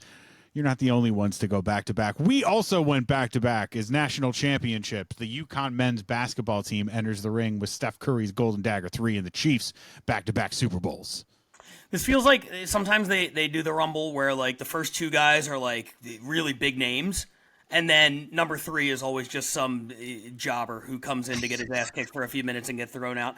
I'll let the UConn men's team hang on for a second, but they're not long for this world. I don't think they're long for this world either. I actually think right now walking to the ring is a real contender. Walking to the ring right now, Pat, Freddie Freeman's walk-off grand slam in Game 1 of the World Series with 2 outs. In the bottom of the 10th, first pitch off Nestor Cortez. Wow, we got some major star power in this ring right now. Sometimes when a big name comes out, the first thing they do is like immediately toss someone over the top rope to establish their dominance. Goodbye, UConn men's team. You are gone. The other 3 are definitely remaining, and they're going to be around for a little bit. But like those first 2 are definitely hanging on to the ropes and like breathing heavily already. That's what's going on right now. Into the ring right now. Pat, Sabrina Ionescu and the New York Liberty win their first WNBA championship. Breanna Stewart wins one for her home state. They enter the ring at number 5. Yeah, I don't think they're long for the world either, because anytime you win the championship in your sport and you're not even close to the biggest story in your sport, and the biggest story is someone who barely even made the playoffs in the first place, just historically, you're not long for this Rumble. And I will say at this point, looking at who is in the ring, the Chiefs and the Dodgers are heels in wrestling parlance. Those are the bad guys. Yeah. So the Steph Curry Dagger 3 is taking a beating from 2 of the premier villains in this thing. WNBA coming to his rescue. Ionescu and Curry, they have the history in the 3-point shootout. They're trying to make the save. It's not going great, but they're still in it for now. We're going to tip it a little bit, I think, for the good guys here. Like this one right here to me is like when like Rey Mysterio comes out, right? It's a guy that's like, that guy's probably not going to win the Rumble, but he's going to do a bunch of flips and shit, and it's going to be awesome for a little bit. Because walking to the ring right now to join Steph Curry's Golden Dagger 3, the back-to-back Super Bowl champion Chiefs, Freddie Freeman's walk-off, the New York Liberty as champions, is Saquon Barkley's reverse hurdle. Oh, my God. Okay, I thought you were going to say Simone Biles with all the flips and everything. Okay, so, first of all, I'm going to start by telling you a joke that I wrote. I had to write for an NFL roast that was untelevised. And I said, did you guys see Saquon Barkley's reverse hurdle where he went backwards and jumped over that guy, like, ass first? Like, people said that had never been done in the NFL, but that's not true. That's how Odell Beckham used to enter Diddy parties. One of my favorite jokes I've ever written, because the image of Odell Beckham jumping ass first into a Diddy party is so funny to me. It's quite perfect. It's quite perfect. Thank you. I think this is another one that hangs out for a little bit, because the one thing that the Chiefs lack, and here's why they're starting to struggle now, is they lack that defining moment, that image. The Freddie Freeman one has an image. The Steph Curry one has an image. This is absolutely an image that you will see for years and years and years. This is a strong contender. I'm going to go ahead and eliminate the WNBA champions. And we're back down to 4 now. That's good. We're back down to 4. But here, coming to the ring right now, it is Novak Djokovic, the tennis player, finally winning a gold medal to cap off the Golden Slam. Perhaps the greatest tennis player of all time wins the elusive gold medal this last year, heading to the ring. Yeah, I mean, it's going to be tough for tennis to compete kind of on this level. Yeah, but you got to throw them in. Yeah, of course. I'm not saying they don't belong here. It's the biggest nod I can give them is even putting them in this thing. I'm not saying they don't belong here. I'm just saying, with the exception of, and maybe it's because I'm American and he's not, because Lord knows Serena Williams and Tiger Woods captured my attention in individual sports the way these damn Europeans can't. Yeah, I out of respect to Joker, he's sticking around for now. He's throwing some forehands and some backhands and hitting some people. All right, I think I got one that might be a quick in and quick out, because this is like one of those ones where like the WWE is trying to make this young wrestler happen, and the crowd's just like, why are you pushing this guy? Like, what do we care about this guy? This is Jaden Daniels, Commanders, the Hail Mary at the end of the game that beat the Bears and subsequently broke the Bears franchise. That is walking to the ring right now. First of all, I love how you try to downplay this one. Like, oh yeah, this is a fucking loser moment when, the Bears got embarrassed. Second of all, I love how you say that broke the Bears as if they were working to begin with. Got that right. What a fucking disaster. And you're like, oh yeah, that's what. It's like when people blame Aaron Rodgers for ruining the Jets franchise. It's like, that's not all at his feet. Yeah, you know what I'm going to do? I'm going to leave this in for 1 second for two reasons. Number one, I do think it's actually a really good clip. And number two, I think we're building up when they start building up the ring and there's like 4 or 5 guys who are ready to go and then like Kane comes out or whatever. Yes. I feel like that's around the corner. So I'm going to leave him in for now. That might be around the corner. It's in a couple, but it might be there. I will say that I do think a big time heel is about to come to the ring. Coming to the ring right now, we have Caitlin Clark breaking the NCAA scoring record. That's a heel to you? I kind of. Actually, it would have been a heel if the Liberty were still in there because I think she would have thrown them out, which is basically how the WNBA season works. I see this completely differently. Caitlin Clark is the ultimate good guy. Okay. Steph Curry at this point drawing number 1. He's hanging on for dear life. Here comes Caitlin Clark for the save. To me, I don't know how anybody could look at Caitlin Clark and be like, that's the bad guy. Her team doesn't win. She's a superstar on a bad team. She has completely turned around the entire face of it. She's the face of the league. No. Caitlin Clark. You're way off on this one. She's a face. I'm gonna leave everybody in for a minute, but somebody's got to go real soon because we got 7 in the ring now. It's too many. All right, this is one I just wanted to mention. I don't know how long it'll stick around in the ring, but I wanted to mention specifically the Detroit Tigers' improbable playoff run last year and Tariq Skubbal's incredible season, like Cy Young level season. He's probably the best pitcher in baseball season. To get them there. That is what's coming to the ring right now. Just wanted to give a shout out to that specific team because for me, maybe one of the most surprising sports teams of the season last year. Sure. I'm not trying to be a dick. Didn't they go like 84 and 78 or something? Like, cool. Yeah, they're also in that division, And they were, listen, I get it in July. They were like 0.1% chance to make the playoffs and they went on this run and everything like this. I get it. This is a Bushwhacker Luke moment for me. It's not their time yet. Skubal comes running out and immediately gets, the trademark Freddie Freeman uppercut swing knocks him right over the fucking top rope. He's out in 5 seconds. Try again next year. Okay, we go back to happier times for Detroit Lions fans. The Lions host their first playoff game in 30 years. And you know what they do in that playoff game? They beat a Matthew Stafford-led Rams team 24-23 in that game. That's what's walking to the ring right now. I love it. It's this is the face to counteract the heel that is the Chiefs, and they're not as good, but they're a house of fire. And that guy comes in, he's just like punching everybody and hitting his finisher on everybody. That's what the Lions are doing right now. We know how it's going to end because it always does because they're the Lions. But right now, ooh boy howdy, 1984 dusty roads. Quick recap as, oh my goodness, who's that? What's that sound? That's the Michigan Wolverines winning the national championship, walking to the ring right now. Just a quick recap of who's in the ring. Steph Curry's Golden Dagger 3, the Chiefs' back-to-back Super Bowls, Freddie Freeman's walk-off grand slam, Saquon Barkley's reverse hurdle, Novak Djokovic's gold medal, Jaden Daniels' Hail Mary, Caitlin Clark's scoring record for the NCAA, the Lions hosting their first playoff game and beating Matt Stafford, and now the Michigan Wolverines football team winning the national championship. Go. What's going on now? Okay, so here's what we have right now. Djokovic and Jaden Daniels, double clothesline type of thing. They're both out. Okay. They land on the floor. They start yelling at each other. All the refs run over. The Chiefs get thrown over the top rope, but the refs don't see it.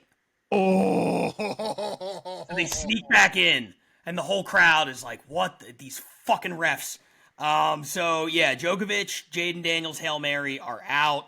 I'm not big. As a Michigan fan, I was happy that they won the championship, but like, it wasn't like a landmark victory that's going to stick around for forever. So Wow. still in, strong. Okay. I'm curious as to how strong this next one is going to be for you, because it would be strong for me, but I'm not sure how strong it would be for you.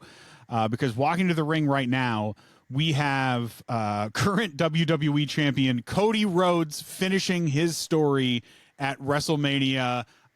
Even if you are not a wrestling fan, if you just go watch that match, it is the most pure pro wrestling match I've maybe ever seen in my life. Just one of the best matches I've ever seen. So I'm curious, Cody Rhodes finishing his story at WrestleMania is walking to the ring. How are we feeling about it?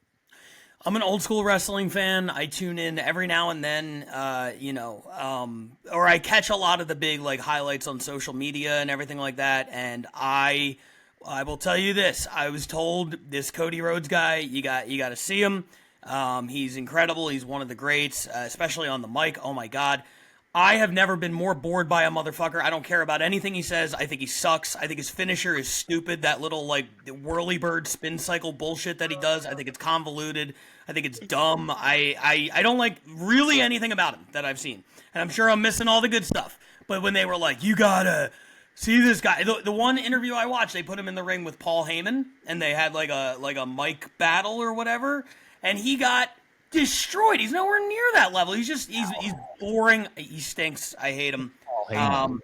And you know what? Caitlin Clark just body slammed him over the top rope and through the announce table. Oh, God. Not a fan. Not a fan at all. Did you ever see that match though? Which one? The Cody Rhodes and Roman Reigns at WrestleMania. Oh yeah, with all the like interference and like everybody running out at the end. It's funny because you talking about his finisher, that was one of the things that happened in the match is Roman Reigns hit him with his own finisher and then covered him and Cody Rhodes kicked out and Roman Reigns literally said what you said, which was like, that move is stupid. It doesn't ever work. It stinks. Yeah. Okay. This is an interesting one. Walking to the ring right now is Josh Allen's touchdown triple crown. If you'll remember earlier in the football season, Josh Allen threw, ran for, and caught a touchdown pass in the same game this year for the Bills. So that's walking to the ring right now. I had forgotten about that. That's more of like a unique oddity type of situation. I don't think it's anywhere close to like moment of the year. But this is another fun thing where Josh Allen comes in. So keep in mind what the Chiefs are doing right now. They've been eliminated. The referee missed it. The Lions threw him over the top rope. The referees missed it. The crowd's upset. They've been here since number 2. They're hanging on to the bottom rope. They're pulling all these heel tactics. You had the big crowd pop when the Lions came out, and they went crazy on the Chiefs. That has died down. Now here comes Josh Allen to go crazy on the Chiefs, and everybody's like, is this the time that they finally get over the top? So right now, nobody gets eliminated, but Josh Allen is wailing on Patrick Mahomes in the corner. All right. I like that. Yeah, people are feeling good about Josh Allen wailing on Patrick Mahomes right now, but we all know how that ends. Coming to the ring right now, the NBA championship win for the Boston Celtics. Uh-oh. I think along the same lines of Michigan, and to show that I'm doing this down the line, I'm a Michigan fan and I'm a Boston Celtics hater. They're both kind of just, whatever. If the Celtics win like another 2 and it becomes like part of a trilogy or whatever, okay. The Celtics do nothing for me. I don't think that they're like enjoyable to watch. And yeah, it's there out of respect. It's not gone yet, but it's not lasted long. Okay. Well, I feel like this is like the Undertaker's music hitting right now. We are going to come into the ring right now is Victor Wembanyama's debut NBA season. If you want to break it down to a specific day, how about the 5x5 on Halloween when he had, double-digit points, assists, rebounds, was it steals and blocks? I don't remember what the fucking 5 categories were, but he put it was like a 5x5 instead of a triple-double. But Victor Wembanyama's debut NBA season is coming down the ramp. Yeah, this is tough because it's not really like a moment, like a snapshot in your brain, which I think will cost him. But this is definitely the monster bad guy spot where he comes out. And by the way, he's a bad guy strictly because he's French. I love him, and I think there's nothing to dislike about him. But in wrestling parlance, he's going to come out with a baguette. They're going to play some French music. He's going to like flip off the crowd and like tear up an American flag, and everybody's going to hate him. Caitlin Clark, she hangs on for a minute. Josh Allen is gone. Michigan is gone. The Lions' first playoff game is gone. Wemby comes out, eliminates 3, kind of like right off the bat. And now, and he does a thing where like Saquon Barkley tries to reverse hurdle him, but he gets caught in like some sort of devastating maneuver. Okay, is Saquon? He's too tall to reverse hurdle.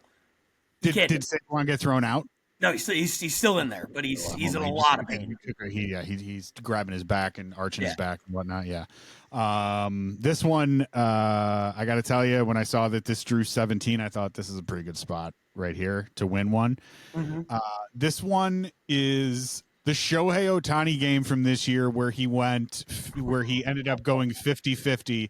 In this game, if you don't know, he was, 40-something in steals, 40-something in home runs. And in this game, he got to both milestones to be the first 50-50 player.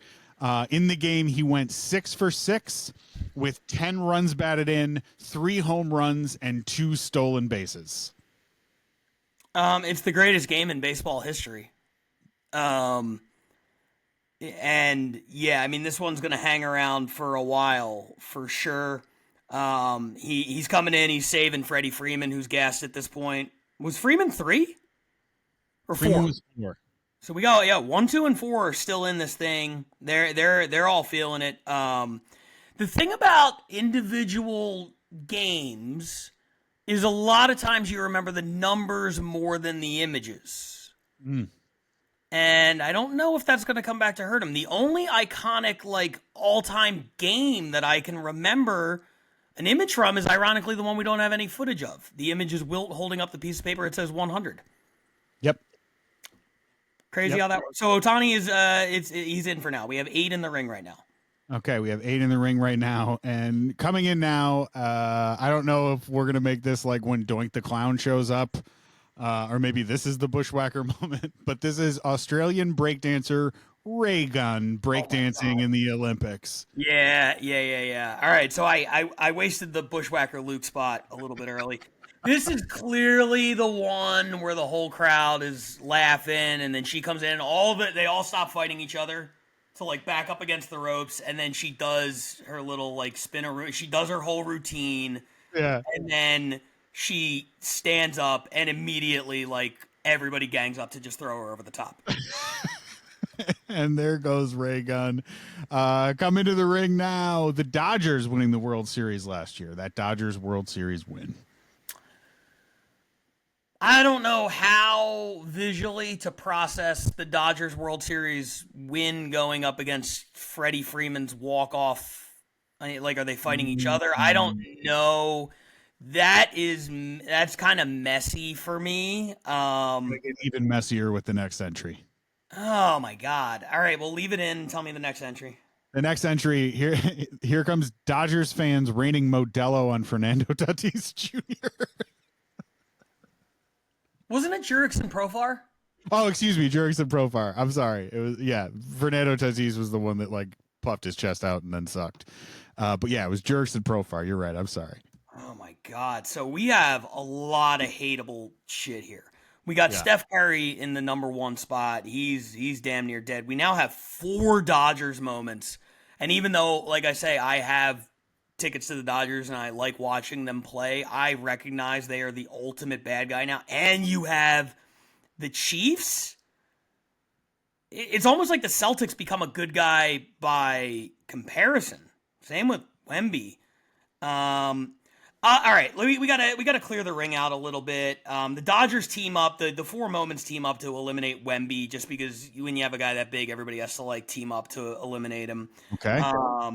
I'll say that they get rid of Caitlin Clark too. Okay.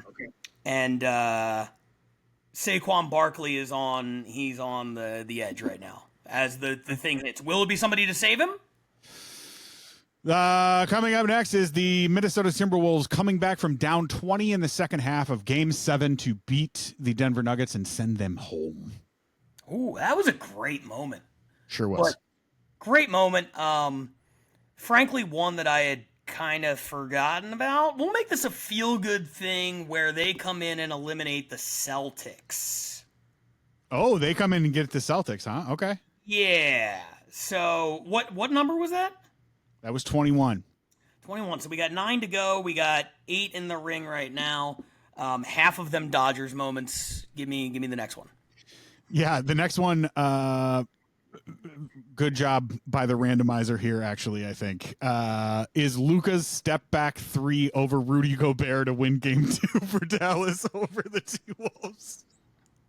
That's so funny. So you have to do it. It's a trope, but you have to do it. The Timberwolves throw out the Celtics, and then immediately Luka comes in and throws out the Timberwolves and replaces them. So, yeah, all right. That's easy. Yeah, that was the he can't fucking guard me moment. Oh man, that was so awesome. And also, so that happens in the first 10 seconds of Luka coming out. That's how that goes. In the remaining minute or whatever, the Chiefs are about to get thrown over the top rope, but Taylor Swift comes and distracts the ref. And the Chiefs, they jump back in again. Perfect. So it's now happened twice, and everybody is very upset. That's perfect. I think we got a pretty big heavy hitter here. Next coming in is Simone Biles, gymnastics comeback. She came back for the gymnastics. She won the gold medal in the all-around, still proven to be in the running for, if not the best Olympic athlete ever. Okay, so this is, when you said the Rey Mysterio spot earlier, I thought you were going with Simone Biles. We've kept Saquon Barkley in for this long. This seems like a good spot for her to come in. She's going to eliminate 2 of the Dodgers ones right off the bat because she's a fan favorite. Dodgers World Series win, out. Dodgers reigning beer on Profar, out. They are both out. The ring kind of clears, and you have that moment between Biles and Saquon Barkley.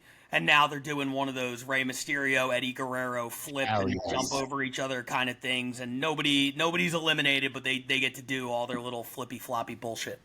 Flippy floppy bullshit. And while they're doing flippy floppy bullshit, coming to the ring now, I'm interested on how you feel about this one. Coming to the ring now is Anthony Edwards' dunk over John Collins, where both of them got hurt. Do you remember that dunk? I don't. Oh, okay. Because Pat doesn't remember this dunk, we're going to immediately eliminate this because it's not fair to have it hanging around in the ring. But we're going to use the time that we have, that 15 seconds.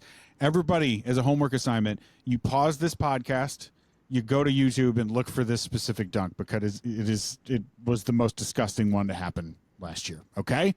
So they are immediately eliminated, and taking their place is Gino Auriemma becoming the winningest basketball coach in NCAA Division I history. I don't care. I truly don't care because, and the NIL will make it different now, but I've never given a fuck about college because you have your pick when you're great. It's all the women who are good at basketball want to play at UConn or Tennessee.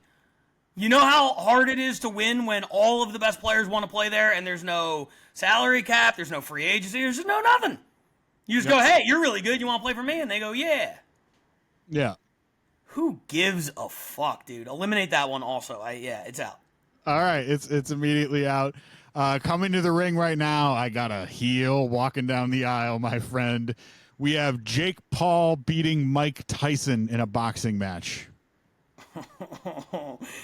Here's where you turn the crowd heat. You set it to nuclear. Here's what you do. You ready? I got this right here. I'm ready. Steph Curry is about to eliminate the Chiefs, and then Jake Paul sneaks up from behind and eliminates Steph Curry. Oh, everybody thought Steph was going to win. He's been in it the whole time. Jake Paul And then Jake Paul does some absolute cowardly shit. Just like he's afraid he's going to get beat up by Simone Biles, so he's just hiding in the corner. Yeah. Oh. Yeah. That's a big one. But then, in the midst of hiding in the corner, he sneaks up and also eliminates Saquon Barkley. Oh my God! Yeah, now the crowd is really pissed. Now we have no idea who's going to win. I actually have no idea who's going to win. I'm not sure I have a winner coming up either. Coming to the ring right now is Travis Hunter's two-way Heisman season. Travis Hunter, the Colorado guy who plays wide receiver and cornerback and is the best at both of them, and he won the Heisman Trophy. Pretty rare for a quarterback to not win that award. Special season. Thought I'd reference it. He's coming to the ring. Yeah, I actually like this one a lot. I don't know that. I mean, it drew a really good number, and it's truly like historic. And things like that still hold weight years later. People still talk about like Charles Woodson, and like what Hunter did is like more impressive to me than what Woodson did. So when that happens so infrequently with a non-quarterback winning, I think that holds a lot of weight. So. That's in for sure. All right, and then coming now is I'm not sure how you're going to feel about this one, but it is the moment of LeBron James and Bronny James taking the court together as teammates for the Lakers. I love it. Okay. I'm writing all these down. By the way, I don't want anybody to think I'm like, oh, he's just over there texting. No. We're making a list. We're checking it twice. Bron and Bronny, I love it. Bronny has no business being in the NBA. It is complete nepotism. It's disgusting. It's vile. And he's taken up a spot that it belongs to a more deserving player. That being said, as a dad, pretty cool. Yeah. It's pretty cool. And I think ultimately when it boils down to it, if you're not a hater, you have to admit that it's pretty cool. I love the game where, Ken Griffey Jr. took away the fly ball from his dad in the outfield. Yep. It's one of the all-time great moments. And did Ken Griffey Sr., was he still playing at a level where he should have been, in there? I don't believe that he was, but nobody talks about that anymore. It's just cool. That one is still in.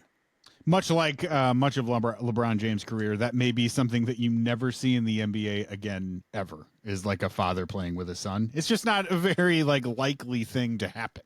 Yeah. This is fun for me. What number? Coming up is number 29. Here comes, oh my God, how could it be? It's Caitlin Clark, but this time she's setting the WNBA assists record in her first season. Wow. Yeah, I love that. That's like remember when Mick Foley entered 3 times? Yeah, like the Dude Love and Cactus Jack and yeah. Okay, so I was worried that we weren't going to have any more quote unquote good guys because we need a little bit of that. The ring is very heavily villains right now. So Caitlin Clark comes out and immediately eliminates Bronny because she's better at basketball than him. So that's and LeBron is just they're eliminated and LeBron is just screaming at him like he's J.R. Smith in the finals. Like, what are you fucking doing? How come you suck at this, right? We'll say that Caitlin Clark also eliminates Jake Paul in a really nice feel-good moment. And now we've kind of balanced things a little bit. Luka's a good guy. Simone Biles is a good guy. Caitlin Clark, good guy. Travis Hunter, sure. And then you have the 3 big heels still in it, the Chiefs, and then Freddie Freeman and Shohei Ohtani. Well, hate to add to tip the scales to the bad guys, but number 30 entering at the end here is the fact that both Bill Belichick and Nick Saban ended their respective relationships with their teams. Saban in Alabama, Belichick with the Patriots in the same year. I believe it was the same week, too. I might be wrong about that, though. Yeah, this one's tough because it doesn't feel like a singular moment as much as the other one. But, I know. I was just trying to shoehorn them in. You're trying. I respect it. Absolutely. All right. So, yeah, the Belichick thing is just like North Carolina. It kind of cheapens the whole deal to a degree. I don't know. I'm not convinced he ever steps foot on that campus still. Yeah, same. I'm not convinced of that either. I'm gonna have Saban eliminate Travis Hunter because Travis Hunter stands for everything Saban. The reason he bailed was because he didn't want to deal with the NILs. Okay. So I'm gonna go with that, and then that one gets eliminated pretty quickly after that. I don't even know by who. So now we're down to 6. We got the Chiefs back-to-back, Freeman walk-off slam. They've been in there forever. Otani 50-50. Luka step back 3, Simone Biles, and Caitlin Clark. Here's the moment where the Dodgers turn on each other. Because you have to have a strong face in there. Now, the question is, they're going to turn on each other. One of them is going to make a turn in the middle of the match and become a good guy. The question is, which one? Who is legitimately more of a good guy? I think Otani, his worldly popularity would point to him, but nobody's ever had a bad word to say about Freddie Freeman. And if you remember, Freddie Freeman went through a lot this year. His son had a rare neurological disease where he couldn't move for a while. So I think this is a thing, and the Freeman walk-off slam has been in there for a while, so he's probably tired, and maybe he's not carrying his weight, and Otani's like, what are you doing? He's freaking out at him. And then he turns around and punches Otani in the fucking mouth, and the place goes crazy. The place goes crazy. So now what we're gonna do is we're gonna avoid some of the details. I'm gonna get rid of the Lucas step back 3. That's had way more run than it deserves. I just haven't found a good place to eliminate it. Caitlin Clark is gonna be out again, and we're down to our final 4. Chiefs back to back. The Freeman walk off slam. Otani, Simone Biles. I am going to say, they're all fighting it out.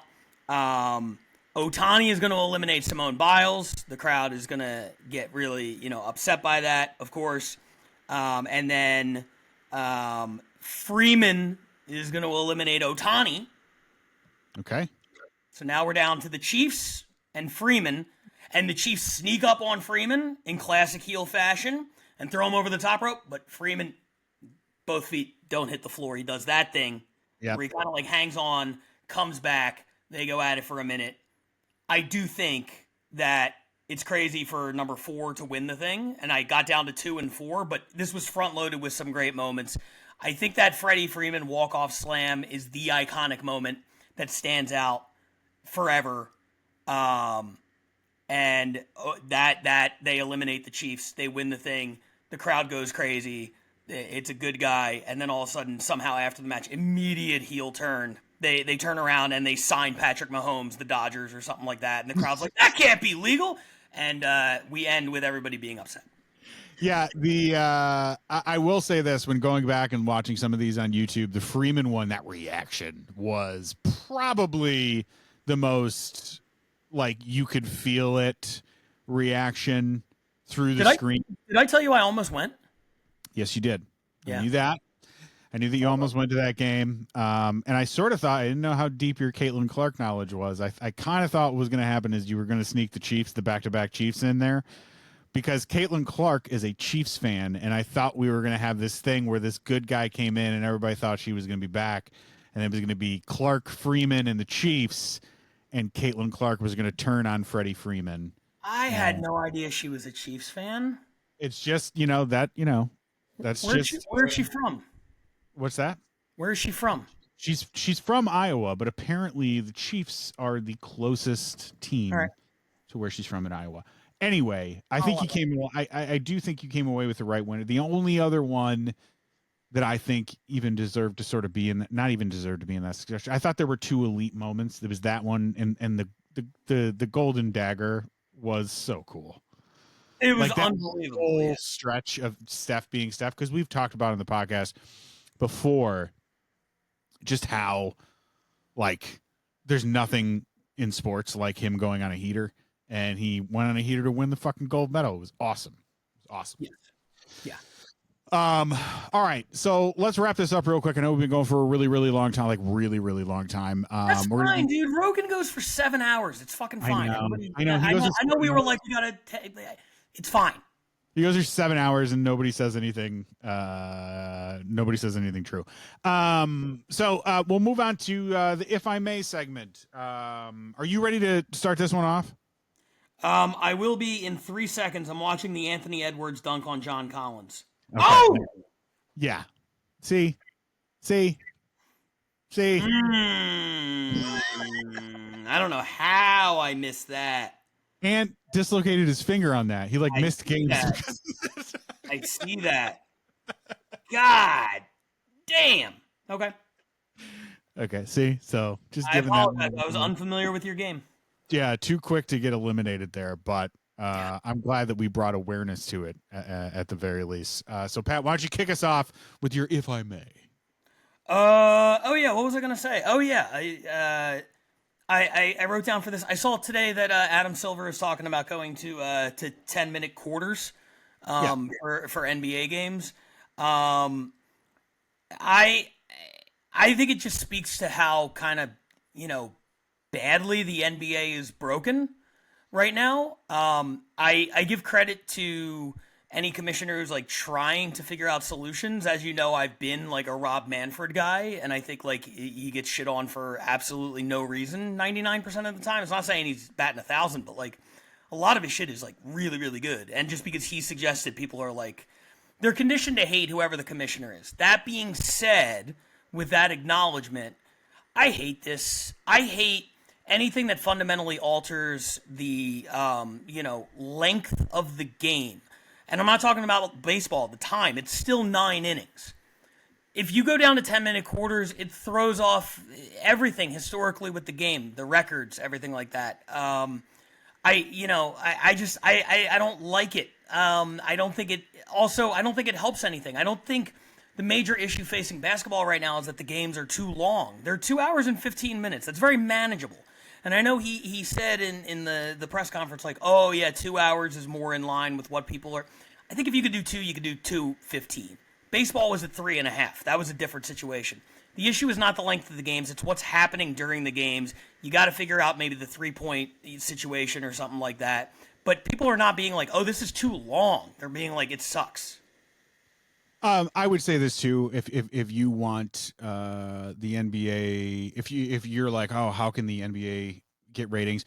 If you are a person that thinks they may rig the NBA draft lottery from time to time, this would be a year that they might rig the NBA draft lottery. If you were a person that thought that, putting Cooper Flag in a place with a lot of eyes would make sense for the league. I compare us to Rogan one time, and you immediately dive into conspiracy theory. Well, go ahead, speak on it. Where do you think conspiratorially he will end up?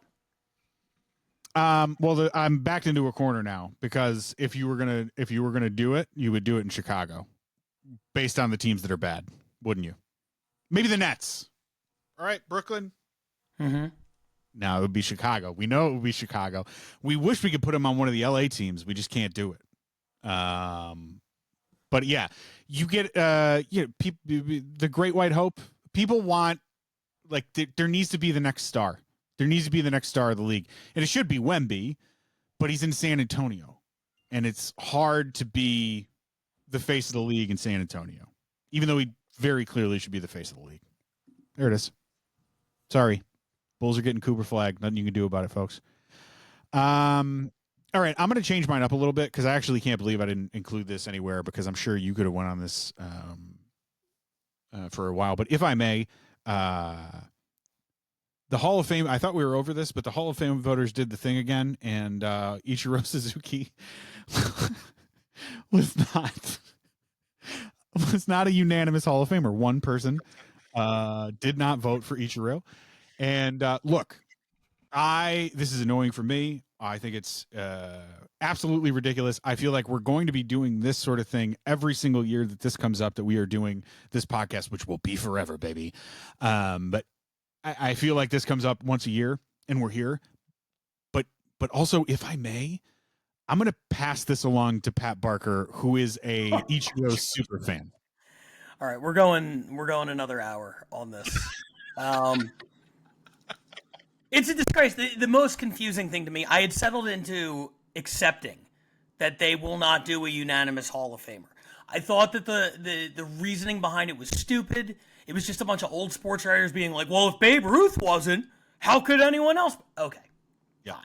It's dumb, but fine. No, Ken Griffey Jr., he wasn't a Hall of Famer. No, you're right, one guy. Absolutely. Greg Maddux, what? In the Hall of Fame? You're right, one guy who said no. I had accepted that. And then the other rule, they had two rules. Number one, nobody can be unanimous. Number two, we don't respect closers. We have no respect for closers. And then Mariano Rivera comes around and they give him 100%. They make him the first unanimous. It would be like if the NFL had never elected a guy unanimously and they're like, no, not Tom Brady. And then they put a punter in at 100%.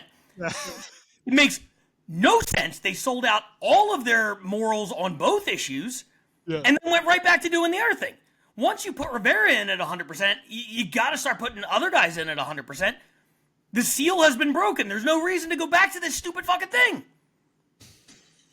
What are we doing? Yeah, if Ichiro is not a unanimous Hall of Famer, then what are we even doing here? Somebody filled out a ballot and did not check off the box next to Ichiro Suzuki, and that person should be in prison.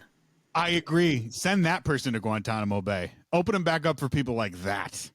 Oh, dude, an island full of like terrible Hall of Fame voters? I'm here for that. Yeah. Yeah, we should run the country. That's it for us this week, folks. Just want to let you know you can follow me on Blue Sky. I am at highmotorguy.bsky.social. They got to clean that up. Man. Sure do, dude. That's brutal. It's just like a real bummer. You can follow Pat on Instagram at Pat Barker Comedy. Nope, haven't used that one in several years, Jeff. It's at the Pat Barker. Well, don't deactivate that thing. It popped up for me at the Pat Barker. Mm-hmm. All right. You can also follow. We got an Instagram account for this thing now. So at Statement Game, you can follow. You can follow the pod there. We will post clips. We'll post links to the pod, things like that. You can find us on, again, Spotify, Apple Podcasts, YouTube. We're all up, baby. We can do it everywhere. I may get us a TikTok account. I'm not sure. I don't know what the rules are right now, but maybe I'll get us a TikTok account. But right now, Spotify, Apple Podcasts, YouTube, rate, review, subscribe. Obviously, people are going to tell you to do that. Please do so. One of these times, we're going to do a live stream of this when I really feel comfortable. And we might as well do it as a live stream because the fact of the matter is I do not edit anything we say. Yeah. I gave that up a really, really long time ago. So, hope you guys enjoyed the pod. This is the second one. Super, super, super happy to be back. So look, for Pat Barker, I'm Jeff Suing. Pat, you want to say goodbye to the folks? We got to figure out the close too, man. What's the close? I don't know. Nobody's listening anymore anyway. Who gives a fuck? Thanks, guys. Bye, everybody.